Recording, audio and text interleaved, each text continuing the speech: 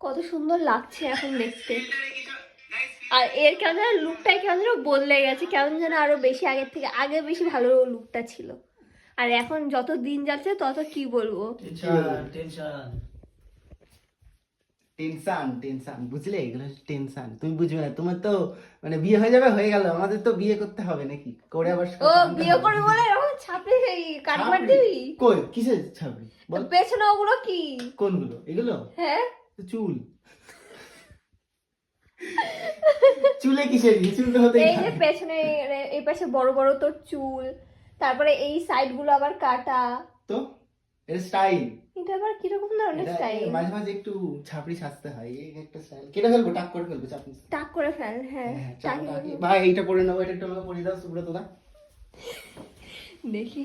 এই তো শুধু চুলই দেখা যাচ্ছে, আমাকে আর দেখা যাচ্ছে না। একদম মালিঙ্গা লাগছে গাইস। এরকম বড় বড় যদি চুল করি কেমন লাগে বলতো? দারুণ লাগছে, দারুণ। তুই এই হ্যারিয়াকে পড়াবো, ধরো ধরো।